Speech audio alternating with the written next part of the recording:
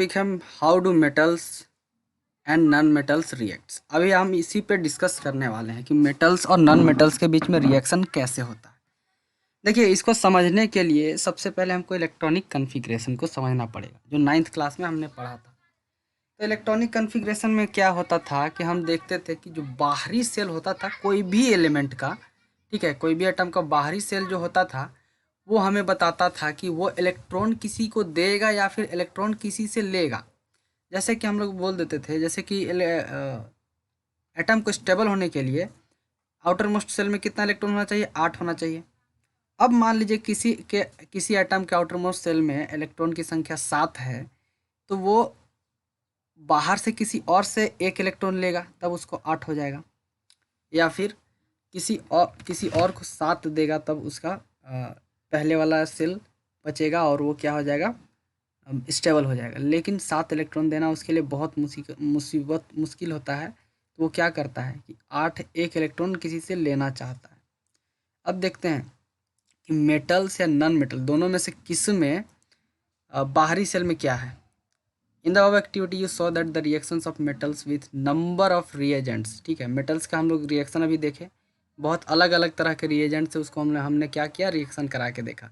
Why do metals react in this manner?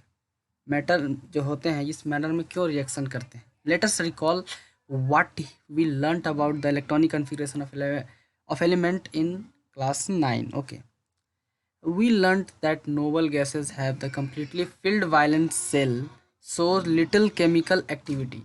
जैसे कि noble gas के बारे में हमने पढ़ा था कि वो केमिकल रिएक्शन किसी से नहीं करता है, बहुत कम करता है। उसके पीछे कारण क्या था कि उसके आउटर मोस्ट सेल में है, जो आउटर मोस्ट सेल जो है कम्प्लीटली फिल्ड है, मतलब आउटर मोस्ट सेल में उसके 8 इलेक्ट्रॉन भरे हुए हैं।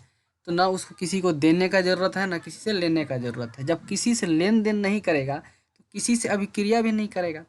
अभिक्रिया में क्या होता है? जनरली अभिक्रिया क्या होता है कि जब भी दो एटम्स के बीच में अभिक्रिया होता है तो क्या होता है कि उन लोग के बीच में इलेक्ट्रॉन्स का लेन देन होता है। इलेक्ट्रॉन का लेन देन नहीं होगा तो रिएक्शन नहीं होगा। यही कारण है कि नोबेल गैस अभिक्रिया नहीं करते, they do not react with anyone. Like अगर वो रिएक्शन करते हैं तो कुछ एक्सट्रीम केस होता है, उसके पीछे कुछ अलग रीजन होता है। तो वो आगे हम चल के पढ़ेंगे, 11th क्लास में बहुत डिटेल में पढ़ेंगे उसको, ठीक है, अच्छे से। आगे देखते हैं, let us have look at the electronic configuration of noble gases and some metals and non metals. यहाँ देखिए, अभी अगर देखेंगे इलेक्ट्रॉनिक कॉन्फ़िगरेशन, उससे हमको पता चल जाएगा कि कौन से मेटल्स और नॉन मेटल्स कैसे रिएक्शन करते हैं। ठीक है, we see from table 3.3 that sodium atom has 1 electron in its outermost shell. If it loses the electron from its M shell then its L shell now becomes the outermost shell. ठीक है, अगर M cell से अगर सारा electrons को loose कर देगा तो क्या होगा एल सेल इसका आउटर मोस्ट सेल बन जाएगा, जो कि ऑक्टेट को पूरा करेगा और स्टेबल होगा। यहाँ पे भी देखते हैं इसकी जगह पे, ठीक है। The nucleus of this atom still has 11 protons but number of electron has become 10। There is net positive charge giving us a sodium cation. देखिए क्या होता है कि न्यूक्लियस जो होता है इसका 11 है, ठीक है, न्यूक्लियस में इसका प्रोटॉन की संख्या कितना है? 11 है।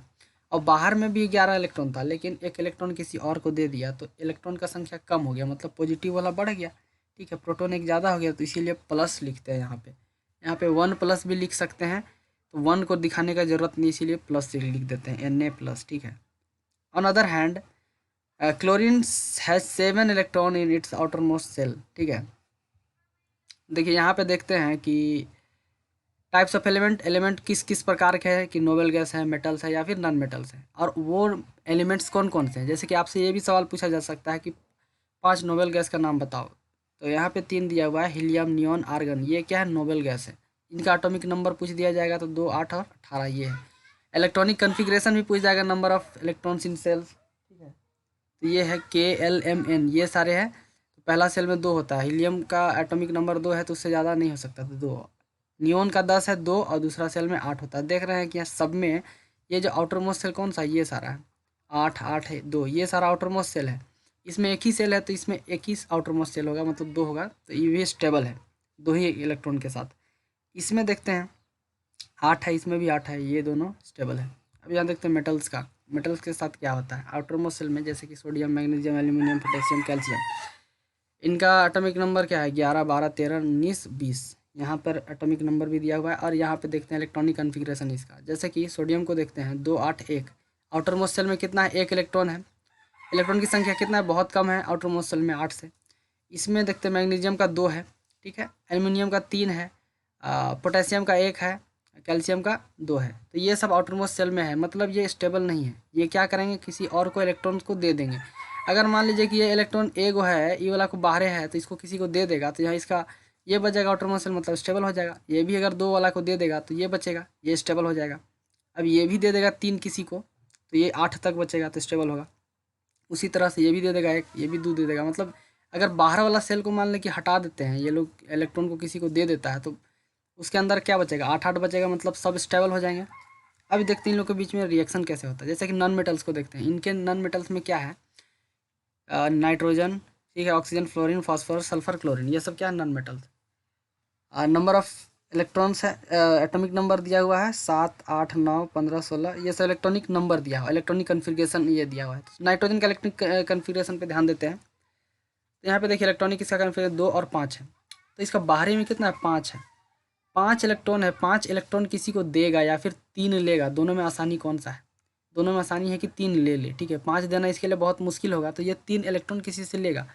और किससे ले सकता है, जैसे कि मेटल्स में देख रहे थे ये 8 इस वजह से इसका आउटर मोस्ट में जैसे सोडियम का देखे था, और इसका आउटर मोस्ट में कितना है, 1 है। ये 7 किसी से लेगा या फिर 1 देगा, तो इसके लिए आसानी होगा कि 1 दे दे, ये 7 नहीं ले सकता है। उसी तरह से नॉन मेटल का क्या है, ये ले सकता है, दे नहीं सकता है, देने में बहुत मुश्किल हो जाएगा। इसका आउटर मोस्ट में 6 है, इसका आउटर मोस्ट में 7 है, इसका आउटर मोस्ट में 5, 7, 6, इस तरह से। ये लोग का आउटर मोस्ट में इलेक्ट्रॉन की संख्या ज़्यादा है लेकिन स्टेबल नहीं है, क्योंकि 8 नहीं है।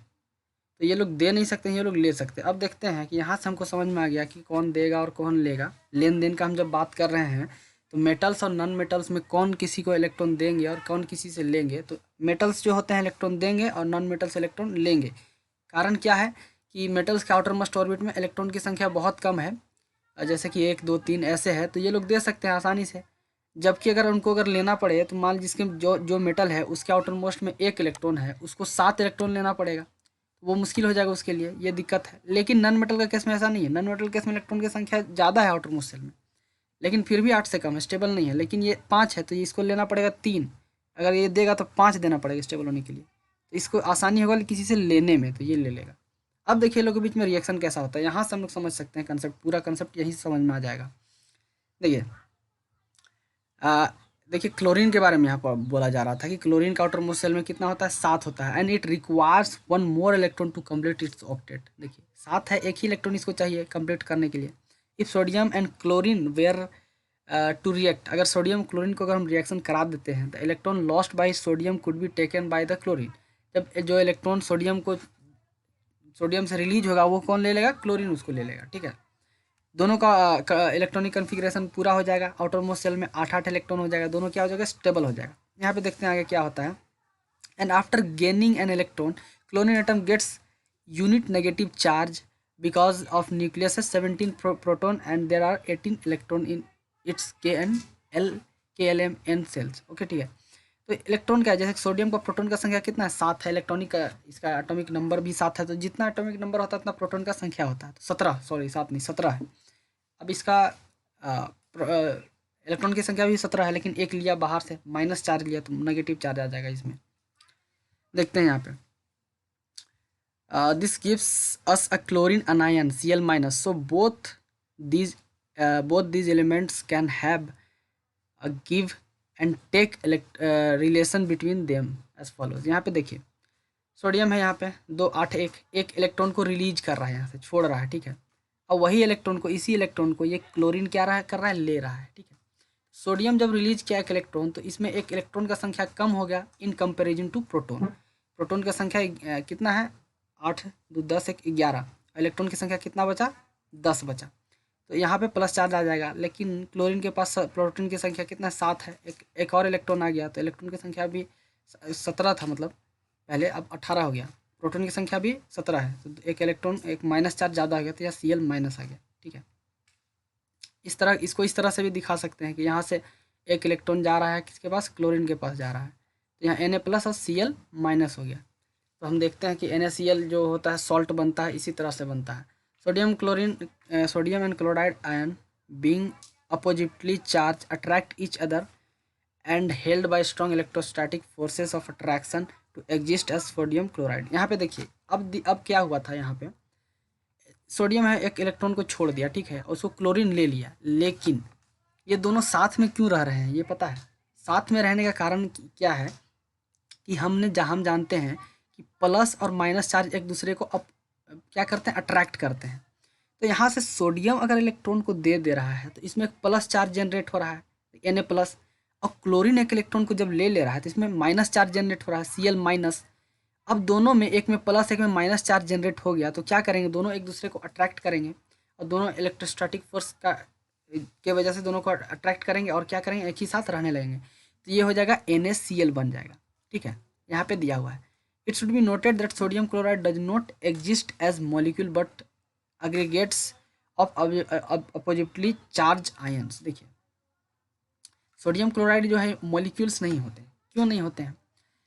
ये क्या करते हैं, एक दूसरे को इंटरेक्ट नहीं करते हैं, ठीक है, एक दूसरे में इंट्रैक्शन नहीं होता है इन लोगों के बीच। कैसे नहीं होता है? जैसे कि एक होता है कोवैलेंट बॉन्ड जिसमें दोनों एक एक इलेक्ट्रॉन को शेयर करते हैं और दोनों एक साथ में जुड़े होते हैं, लेकिन यहाँ इनको पीछे जुड़ने का कारण क्या है, ये अपोजिट चार्जेस की वजह से जुड़ रहे हैं।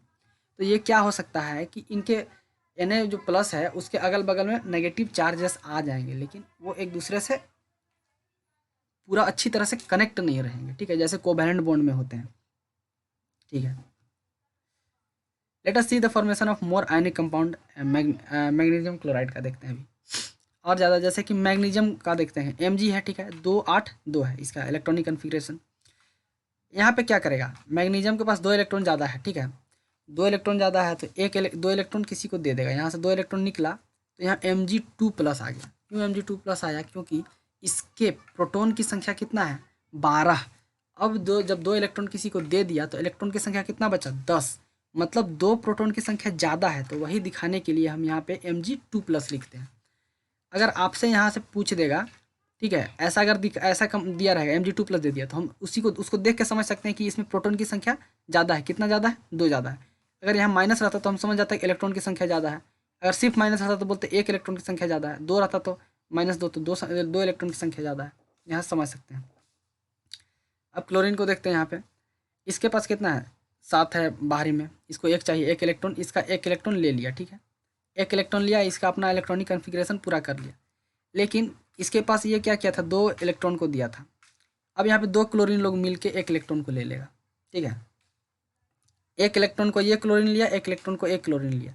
तो यहाँ पे क्या लिखें, Mg2+ और Cl-2, मतलब नीचे 2 लगा रहे, इसका मतलब 2 क्लोरीन है, ठीक है, इससे जुड़ा हुआ है Mg से। अब क्या हुआ कि यहाँ माइनस चार्ज यहाँ प्लस चार्ज है, दोनों एक दूसरे के साथ रहेगा, हटेगा नहीं, ठीक है। The compound formed in this manner by the transfer of electron from metal to non-metal are known as ionic compound or electrovalent compound. Can you name the cation anion present in MgCl2? तो इस तरह का जो भी compound बनता है उसको क्या बोलते हैं, आयनिक कंपाउंड बोलते हैं, और ठीक है, या फिर इलेक्ट्रोवैलेंट कंपाउंड बोलते हैं। तो आगे हम पढ़ेंगे प्रॉपर्टीज़ ऑफ आयनिक कंपाउंड के बारे में, अगली वीडियो में हम देखेंगे अच्छी तरह से। तब तक के लिए यहाँ तक सब ठीक था, बहुत आसान था। इसमें देखिए, इसमें समझने के लिए सबसे मेन चीज़ है ये वाला। यहाँ देख के हमको अंदाज़ा लग सकता है कि हम जो कंपाउंड बनेंगे वो आयनिक बनेंगे या फिर कोवैलेंट बनेंगे। यहाँ से हम लोग इलेक्ट्रॉनिक कन्फिग्रेशन को देख के बता सकते हैं। ये भी बता सकते हैं कि कौन से एलिमेंट अपने इलेक्ट्रॉन्स को देंगे या फिर कौन से एलिमेंट्स अपने इलेक्ट्रॉन्स को लेंगे। तो जितने भी एलिमेंट्स मेटल्स होते हैं वो तो देते हैं, यहाँ से देख के पता चल गया। नॉन मेटल्स क्या होते हैं, दे नहीं सकते हैं, ले सकते हैं, देने में बहुत मुश्किल होगा इसको, ठीक है।